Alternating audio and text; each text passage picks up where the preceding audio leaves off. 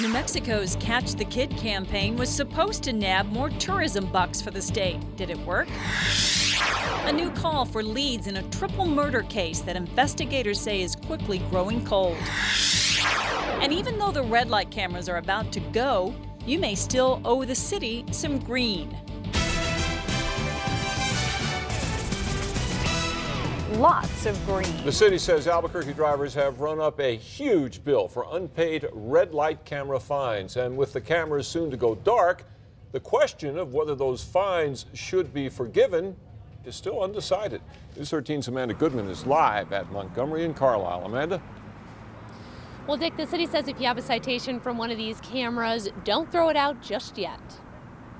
For more than 6 years, red light cameras have been flashing, snapping, and ticketing away drivers who run red lights at certain Albuquerque intersections. Then, earlier this month, the city council followed the wishes of the majority of people who voted to repeal the red light camera ordinance. But before the cameras go dark, there's some unfinished business to take care of. There's $20 million that is still to be collected, and that is over the life of the program. You heard him right. As of today, there's $20 million in unpaid red light camera tickets since 2005. And the city says just because the cameras are going dark doesn't mean drivers with unpaid tickets are going to get a pass. Tickets that were issued when the ordinance was in effect are still going to be valid and enforceable. The city says it's up to Redflex, the company that holds the contract for the red light cameras, to collect on the unpaid tickets. It then gives a portion of the money to the city and the state. Typically, Redflex sends out 2 notices asking people to pay up, then nothing after that. Whether or not Redflex decides to step up its collection efforts is still being decided. That's going to be something that we're going to be discussing with Redflex in terms of, as we enter into the termination process, how those outstanding amounts could be collected. Not surprisingly, Albuquerque drivers we talked with said the city should just figure out a way to wipe the slate clean. I think they should let them go, the old ones, if they're unpaid. I think it's just a burden on people that can't afford it. Now, when I asked the acting city attorney whether he thought people were actually going to pay up, especially now that the ordinance has been repealed, he said he hopes so. Back to you. All right, Amanda, the city says its share of any money that is collected from those unpaid fines will be used for public safety. It is still top priority for state police, that triple murder in El Rancho near Espanola. But it's been more than 5 months since someone killed and used a pickaxe to kill the Ortiz family, and leads are drying up. Here's News 13's Diana Saceta. Diane, this case has neighbors worried and baffled. State police say this case is under investigation. They aren't telling us if they have any sort of ID on a suspect, but they also insist there is not a killer on the loose in the area. Police did make it clear today they need more tips to come in. It was June 19th, Father's Day in El Rancho, New Mexico. The bodies of Lloyd and Dixie Ortiz and their 21-year-old adopted son, Stephen, were found by a relative who lived nearby. The family owned a tile company. They were bludgeoned to death. For our investigations bureau out of the northern part of the state, this is the high priority case. This is the #1 case, and that's where all of our resources are dedicated right now. Despite those efforts, state police have hit a dead end, so they're calling for tips. Historically, what law enforcement has found is that sometimes the public may have seen something or know something that they think is minuscule or isn't important to the case, and it may turn out to be very important to the case. Police did find a blood-stained pickaxe at the scene. They also pulled 17 pot plants from the home. They were for medicinal purposes.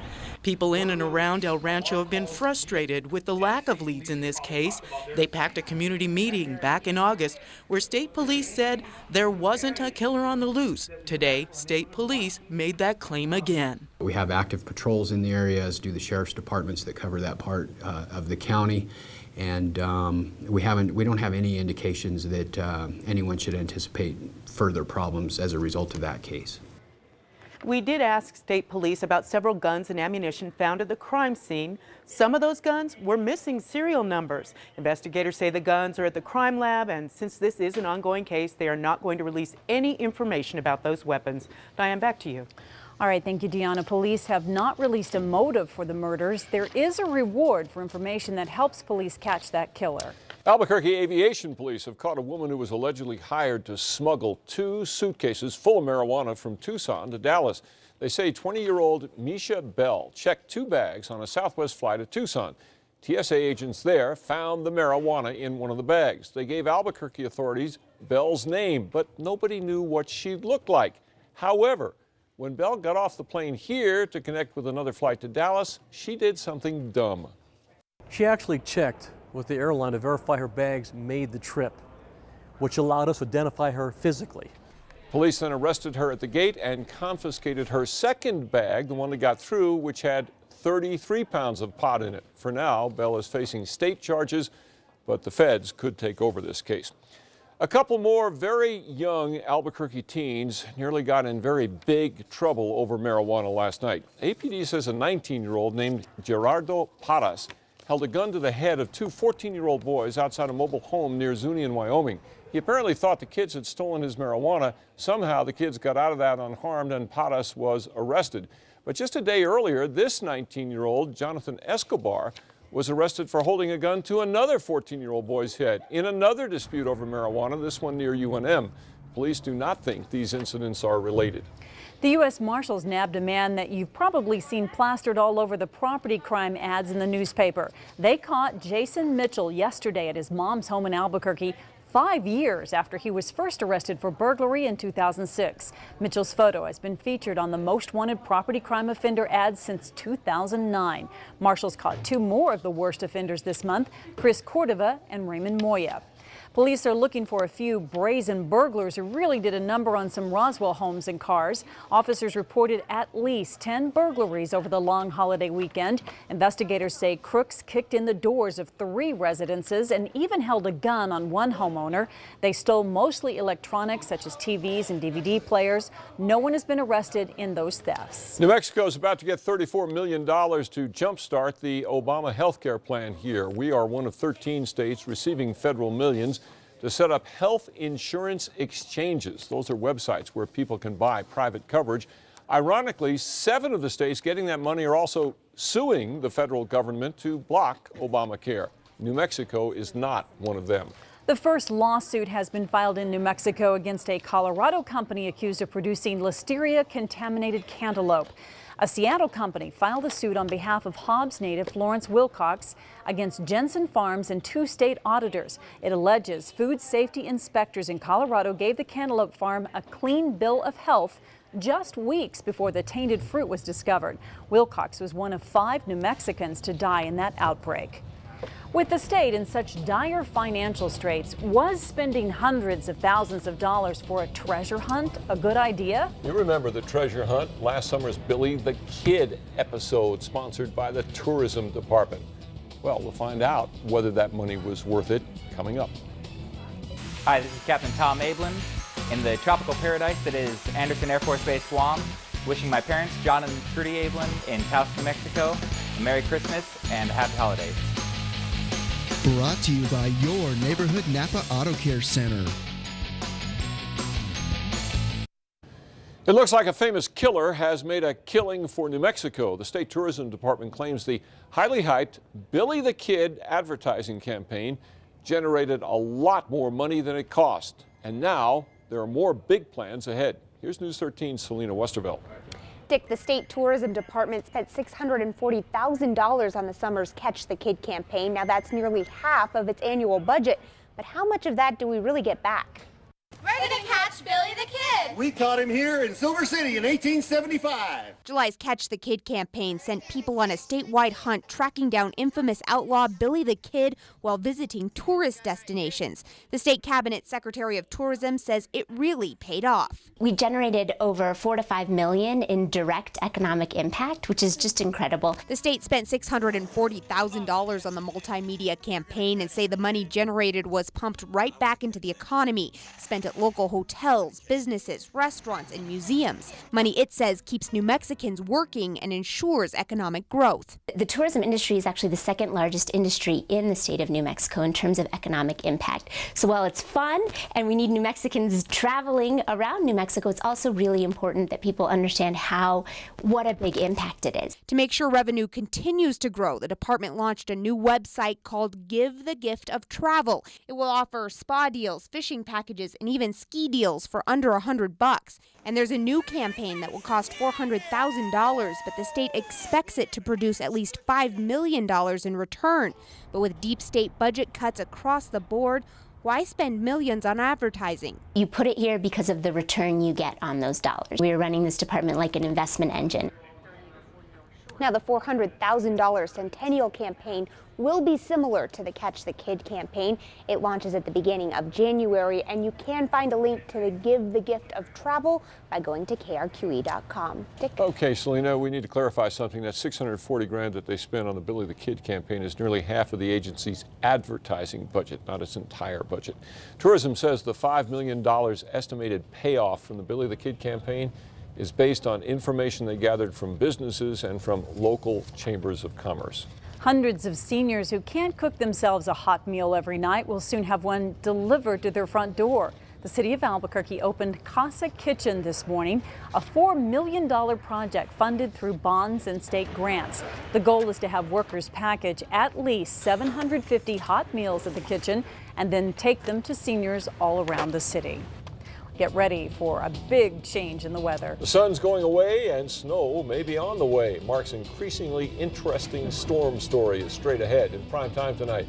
It is Rudolph the Red-Nosed Reindeer, NCIS, and the Victoria's Secret fashion show. Then on News 13 at 10, Dean Staley is on special assignment.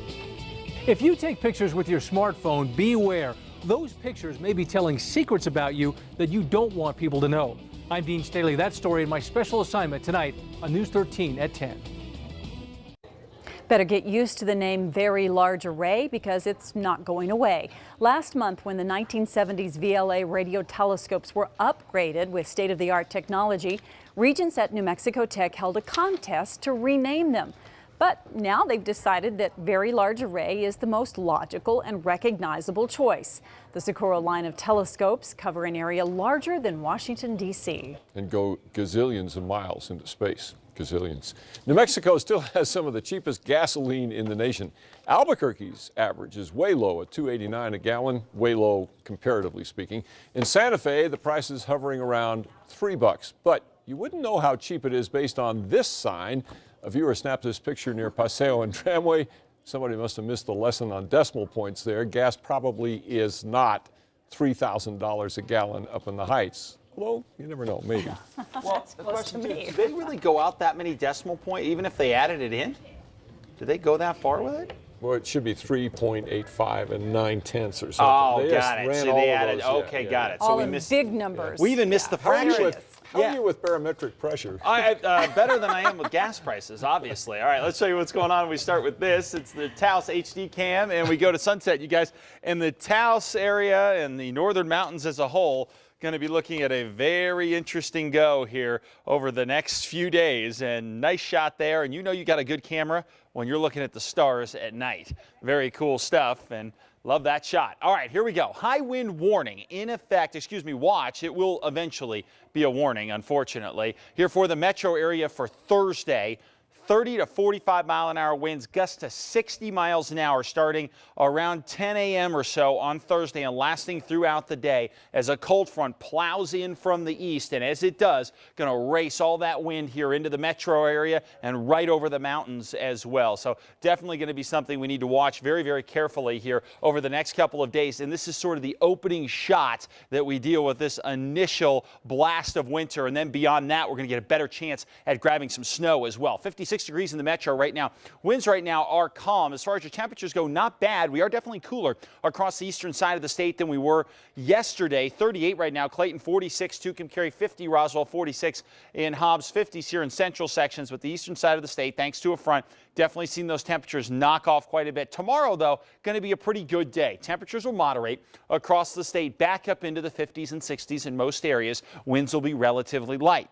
However, That all changes on Thursday with a big-time cold front coming on in here, and then after that, the storm system. So let's get to your report here on what we expect with this particular storm. Right now, it's off the Pacific Northwest coast, right off of Vancouver Island. Thursday through Sunday is the time frame we're looking at here. So this will be a slow mover, and it could well come in two different parts. What to expect? Heavy mountain snow is almost certainty with this. Valley snow is possible, and much colder temperatures are likely as well. Bust potential going down pretty significantly on this storm because I think we're going to get the cold air and the mountain snow. The question is, are we going to get the valley snow? And that's what we need to determine here. But for the most part, you will notice a huge impact from this storm, especially coming up by Friday and Saturday. So mild throughout the area tomorrow, still pretty nice. As we head into Thursday, the real sign that things are changing, really windy conditions out of the east, rolling over the East Mountains, much colder across the state by Thursday afternoon. And again, keeping the winds going here, gusts could be right around 60 miles an hour.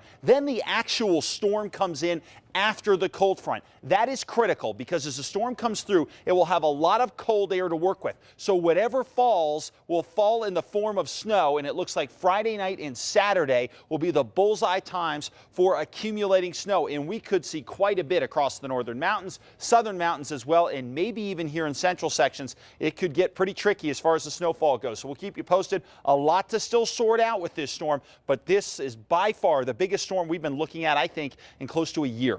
40s and 50s across southern Colorado, partly cloudy, mild conditions for tomorrow, and then increasing chances of snow toward the weekend. 59 in Grants, 54 Cuba tomorrow, Dulce at 51, sun and clouds cooler as we head through the next few days. Temps will drop even further with a chance at picking up some snow. South and west, 50s and 60s for tomorrow, partly cloudy skies. Then Friday into Saturday, look for those clouds, obviously, and the chance at high mountain snows across the south and valley mixes.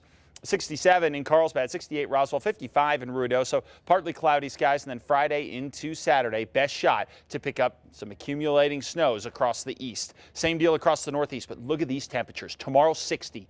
Thursday, 35, and by Saturday, a high of 24 degrees and snow. This is a major league cool down and a chance at some major league snow. 51 Taos, 59 Espanola. We'll start to see the chance at some snow showers Thursday, but then heavier stuff Friday into Saturday, down into the East Mountains. Not bad for tomorrow. Enjoy it. A little breezy at times. And here in the metro, sunshine, winds out of the south, 10 to 15 miles an hour with temperatures in the 50s and 60s, but we drop like a rock temperature-wise starting on Thursday. We're going to top out in the mid-40s with a ton of wind Thursday, and then much colder with a chance at snow Friday into Saturday. Be on alert. Look out. It's coming in. Sports is next. They have had a week off now, and it's back to business. The Lobo football team will end a very difficult year on the road at nationally ranked Boise State. It is senior day for the 7th-ranked Broncos, who still have a lot to play for. Now, the Broncos are 49-point favorites to win the game. In fact, one football website says the Lobos have only a 1% chance to have success in their final outing. George Barlow will be leading his final game as Lobos interim head coach. He hopes the seniors will rally the team and put on a good showing. We really haven't talked about them, possibly running up the score or anything of that nature. What we just talked to them about is just trying to continue what we're doing, just continue to get better, continue to go out and give, maximum effort, cut down on the mistakes. And if we can do that, then we'll give ourselves a chance to, win in fourth quarter. We'll find out. After more than 8 seasons, the Jacksonville Jaguars have fired head coach Jack Del Rio. The Jaguars also announced that they have sold the team to an Illinois businessman. Del Rio compiled a 69-73 record in Jacksonville and hasn't made the playoffs since 2007. Defensive coordinator Mel Tucker will take over as interim head coach. Detroit Lions defensive lineman Ndamukong Suh has been suspended for 2 games by the NFL for his poor behavior in the Lions' loss on Thanksgiving Day. You just saw it there, the bad behavior, the video telling the story. Suh has already filed an appeal against the ruling. Basketball now, he has played his best basketball on the road. Lobo guard Hugh Greenwood gets a chance to show the hometown crowd what they have been missing tomorrow night when Idaho State comes to the pit. The freshman point guard got his first start on the road at Arizona State and has impressed in 4 straight games on the road. Each game, Greenwood has been turnover-free while handling the basketball for the Lobos. Getting close to 100, over 100 minutes of play without a turnover against the people we've played, and all those teams being away from home. That's pretty impressive for anybody, let alone a freshman. So he's doing a very good job of what we want done defensively and a very good job of getting us in an offense. By the way, Aggies hosting Arizona tonight. All right, thank you, Ben. Well, interesting forecast. Plenty of sunshine for tomorrow. Enjoy it nice and warm. Much cooler Thursday with a ton of wind. Could see high wind warnings in the metro. Possibility of snow Friday afternoon and Saturday. All right, thank you, Mark, and thank you for watching News 13. And the news continues on KRQE.com. Good night.